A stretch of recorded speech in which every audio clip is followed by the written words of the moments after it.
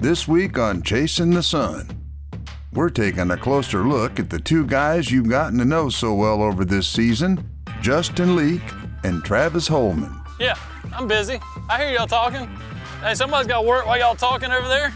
You know both these Florida fishing guys can catch fish. Not the biggest. Oh, come on with your negativity. But they sure do have their own way of doing it. Hey, I'm organized. If nothing else, I'm organized. Yeah, you're a problem solver. That's right. Travis hooked one out of it, and then they all took off. Golly! Come on, sweetheart.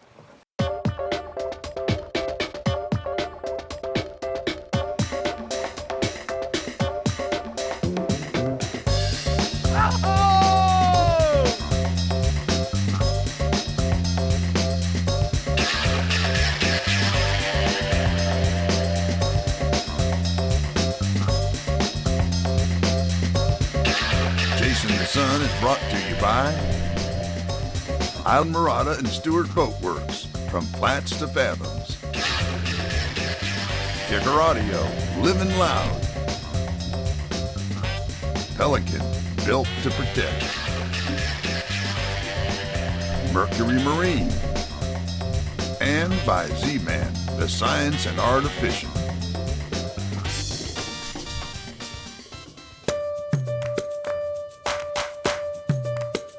Everyone that fishes has their own way of going about doing it, but the differences in Justin's perfect planned strategy versus Travis' go-with-the-tides attitude could not be more apparent.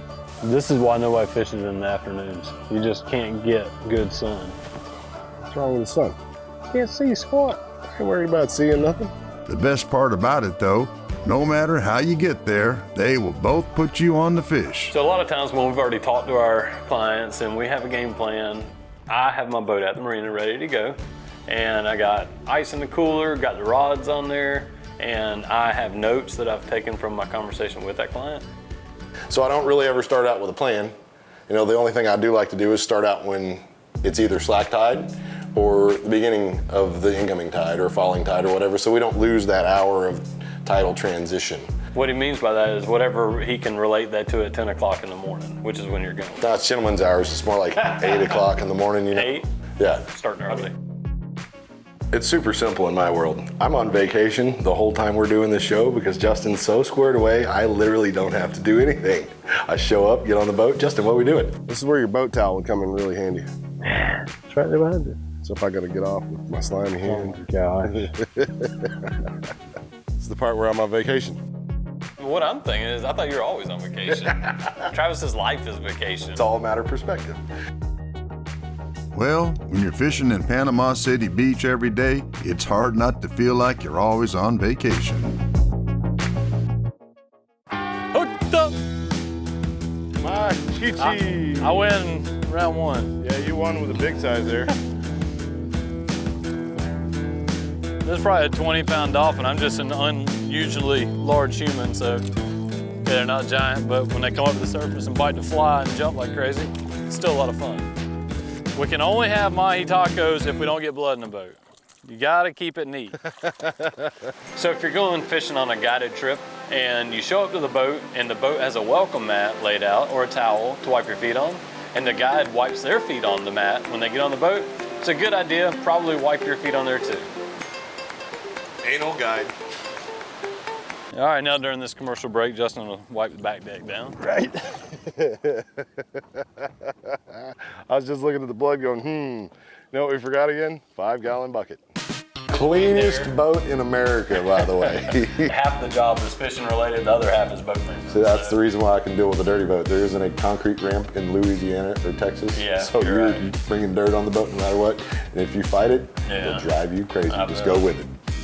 One cool part about fishing is getting to see all the different types of locations one area has to offer. Even right here in Panama City Beach, things vary greatly between fishing the flats and when you head offshore. Up here, you get to see the true migration. Fish moving in with the bait, different times of year, moving up in the upper Gulf, and then the fronts start coming and everything pushes back out. Pretty cool. I'm excited to see this. Yeah. He's got a drag screen. We're not got a bottom winger. What you got on the bottom there? Oh, hopefully something we can eat. Oh, there's plenty to eat. I told you, we got some awesome restaurants out here. Come here, little buddy. What you got? Neater. Neater. Boniter. Oh, that one's strong enough to go right back down. Like you're saying, this is probably one of the biggest assets in the Gulf that we hadn't realized yet. Yeah, that is the fish you guys, we all aren't. Look how big that one is. Oh yeah, they get huge. Yeah, we're not taking advantage of that species. Just cut it. Let them have it.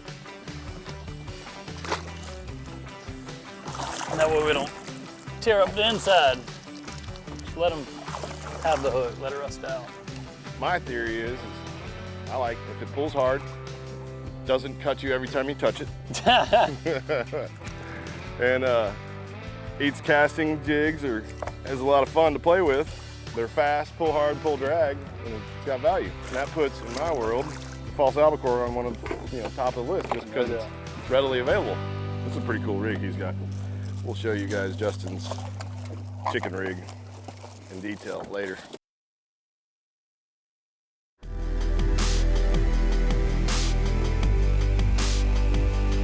There are two ways to get to a spot, and of course, both Justin and Travis have their own way of getting to those prized marks on a chart.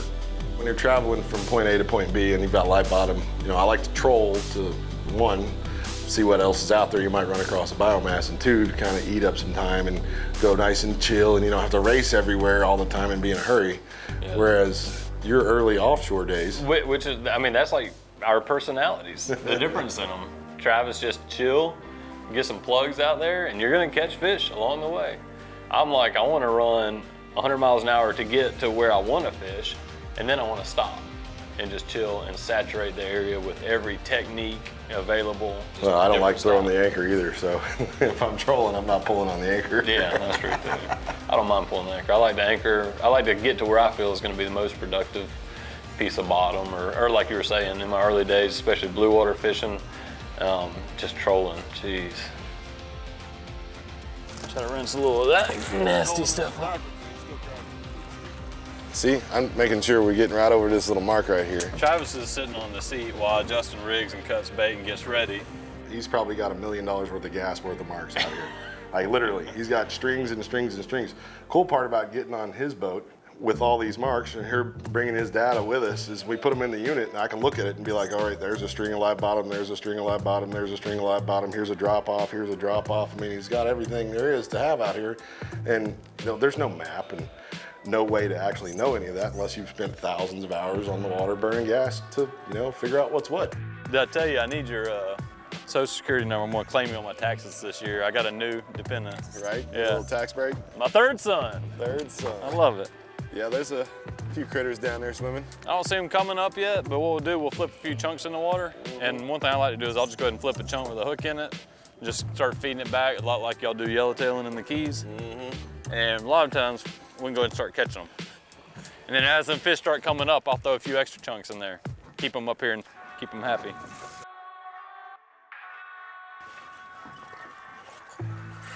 Got the baits. We got the baits. Now that, my friend, that's proper chunk stuff. That's chunking right there. Use that red meat. Oh, I'm sorry. We came together. Got an excited one on the surface. I got this rod in my way. Got access to that live well?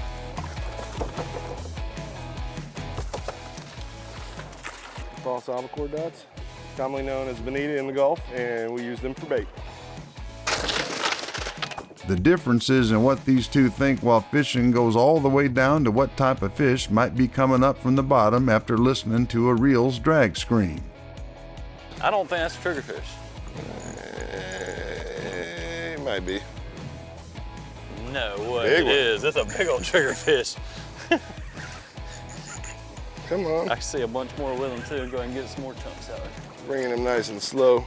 We never really think of triggerfish as a game fish, but they sure pull pretty good, and they keep getting bigger around here. We don't keep them. They have have them closed most of the year. And that is a full-grown triggerfish. That is a real one for Look at sure. that dude right there. That's my hand. I'm a big feller. Yeah, he does not have little hands. And people ask why I call him triggerfish. That dorsal spine is absolutely locked up right now. This is his trigger on the back right here. If I hit that trigger, it folds right down.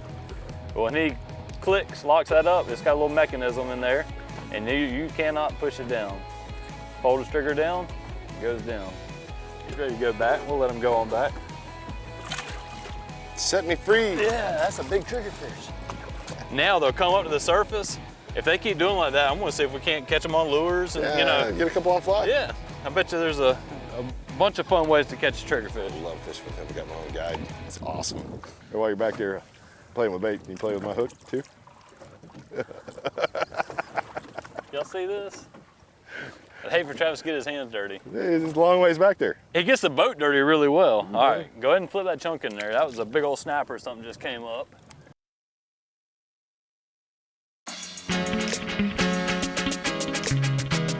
It's another beautiful sunny day in Panama City Beach, Florida. And we're out on the water taking a closer look at the differences between Justin and Travis, and how opposite schools of thought still deliver great results when it comes to fishing. This is the Houdini color, which Justin swears by. And since he swears by it, I haven't really tried any other ones. It's super simple in my world. I'm on vacation the whole time we're doing this show because Justin's so squared away, I literally don't have to do anything.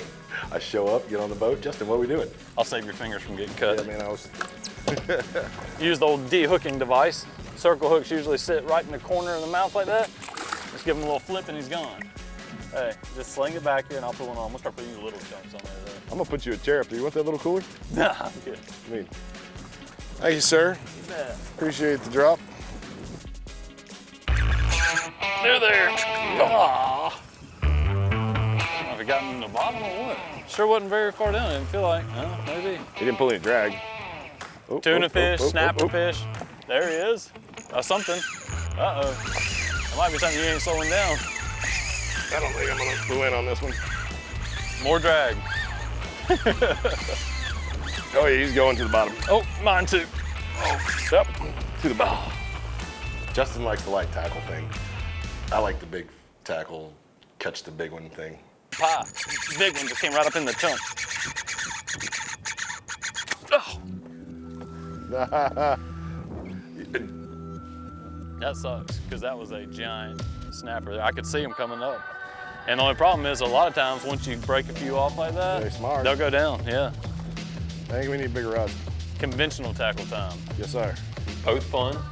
Well, the cool part is if you're fishing light tackle, I know you're gonna at least catch fish so the camera guy's happy.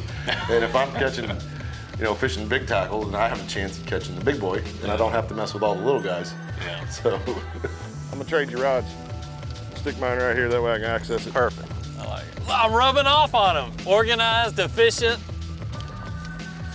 But now we gotta swap all the rods over because they don't match. So that's We got- OCD. I need spinners on one side, conventional on the other side. Come on.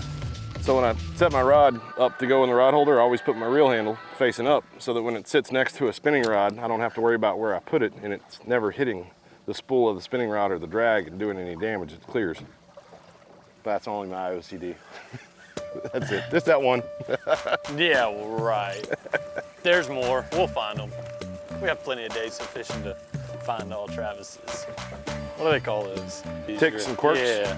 You got more quirks than that. Yeah. You can stop it. Yeah, So you that's got good. a long ways in. If you depress this guy here, you get full, Oh yeah, we can full go stop. past. Yep. I like that. Full stop. We can ease the heat on. Yeah, that's perfect. All right. Sometimes you got to tackle up.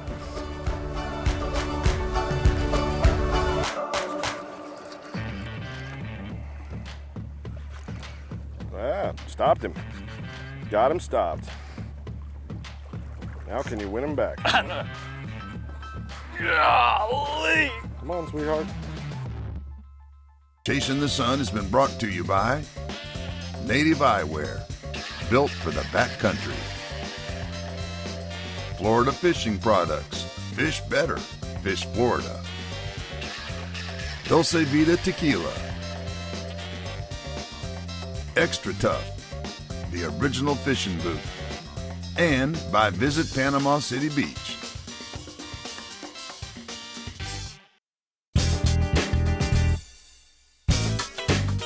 We're here at Anderson Seafood. I'm a fish cutter.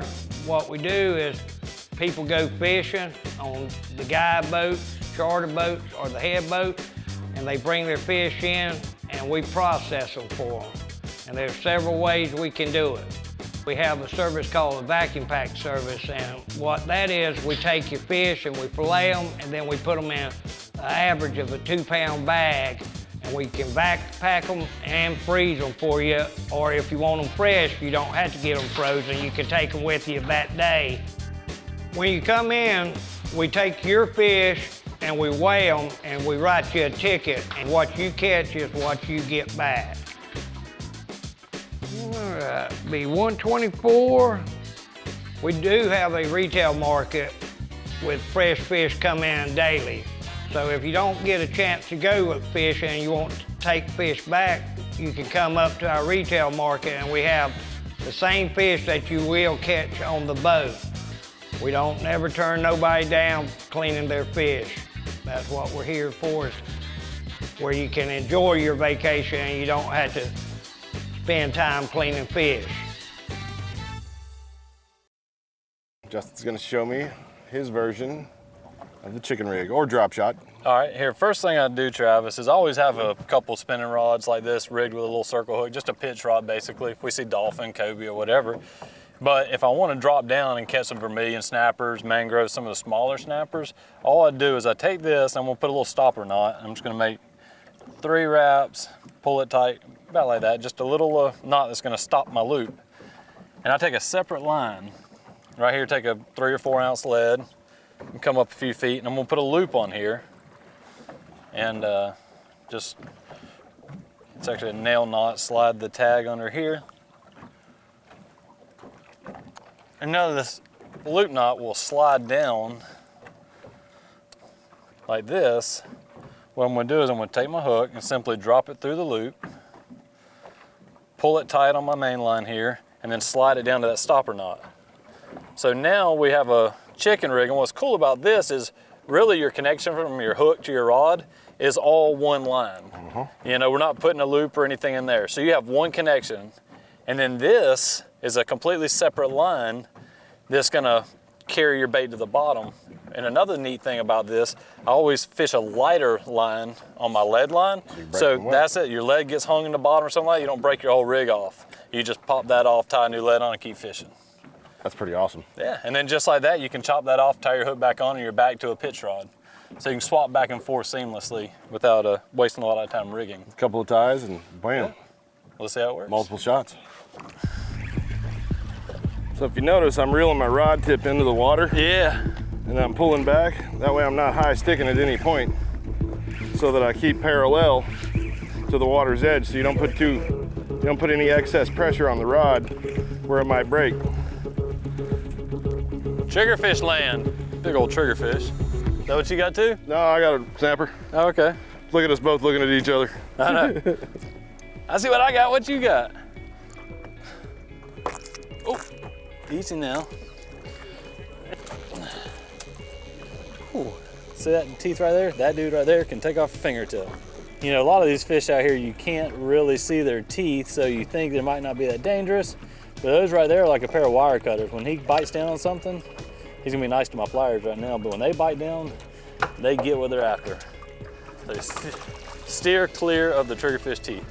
We're gonna have a scoreboard, and I'm gonna see how many of Travis's rules does Travis follow when he's with Justin. I think he breaks some of them. All the time? All of them. Okay, well, that's because I'm trying to get a rise out of you. Yeah, exactly. That's my favorite part about Justin. He's so squared away. I can put something somewhere and then walk away, but I'm still paying attention, and he'll open the hatch and just handle it without saying anything and look back. Gosh. It's awesome. It's kind of fun screwing with him. Truly, it's about my new pastime, I think. Yeah.